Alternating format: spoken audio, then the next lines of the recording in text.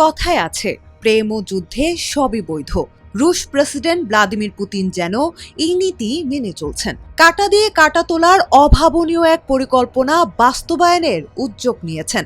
ইউক্রেনের শিশুদের জোরপূর্বক তুলে নিয়ে রুশপন্থী আদর্শে গড়ে তুলে কিয়েভের বিরুদ্ধেই অস্ত্র ধরার ট্রেনিং দিচ্ছেন।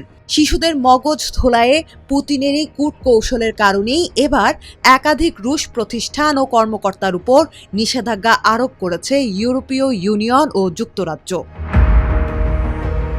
23টি রুশ প্রতিষ্ঠান ও ব্যক্তির বিরুদ্ধে নিষেধাজ্ঞা আরোপ করেছে ইউরোপীয় ইউনিয়ন।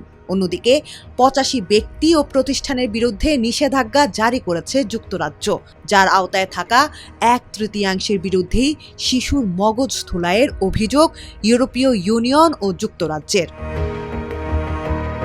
এক বিবৃতিতে রাশিয়ার বিরুদ্ধে ইউরোপীয় ইউনিয়নের অভিযোগে বলা হয়েছে, 2022 সালের ফেব্রুয়ারিতে ইউক্রেনে পূর্ণ মাত্রার আগ্রাসন শুরু হওয়ার পর থেকে রাশিয়া প্রায় 20,500 ইউক্রেনীয় শিশুকে জোরপূর্বক অন্যত্র স্থানান্তর করেছে, যা আন্তর্জাতিক আইনের গুরুতর লঙ্ঘন। যেসব প্রতিষ্ঠান ও ব্যক্তির বিরুদ্ধে নিষেধাজ্ঞা দেওয়া হয়েছে, তারা শিশুদের মধ্যে রুশপন্থী চিন্তাধারা ছড়িয়ে দিতে বিভিন্ন কর্মসূচি পরিচালনা করছে, যার মধ্যে তথাকথিত দেশপ্রেমমূলক অনুষ্ঠান, মতাদর্শ ভিত্তিক শিক্ষা এবং সামরিক ধর্মী কার্যক্রমও রয়েছে। ইউরোপীয় ইউনিয়নের নিষেধাজ্ঞার আওতায় সম্পদ জব্দ ও ভ্রমণ নিষেধাজ্ঞাও অন্তর্ভুক্ত রয়েছে, যা ইউরোপীয় ইউনিয়নের 27টি দেশের পাশাপাশি কানাডা ও যুক্তরাজ্যে কার্যকর থাকবে।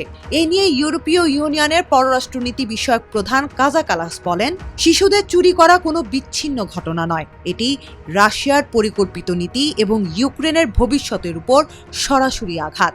অন্যদিকে এসব অপহৃত শিশুদের খুঁজে বের করা এবং শনাক্তের প্রচেষ্টায় মিত্র দেশগুলোর সঙ্গে একযোগে কাজ করার ঘোষণা দিয়েছে যুক্তরাজ্য।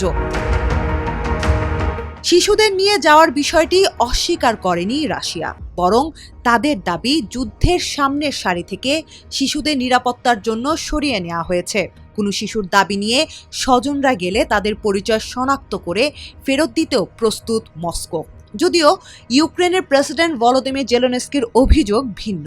তিনি বলেন, এরা সেই মানুষ যারা ইউক্রেনীয় শিশুদের পরিচয় বদলে দিচ্ছে, মাতৃভূমিকে ঘৃণা করতে শেখাচ্ছে এবং ভবিষ্যতে ইউক্রেনের বিরুদ্ধে অস্ত্র ধরার জন্য প্রস্তুত করছে।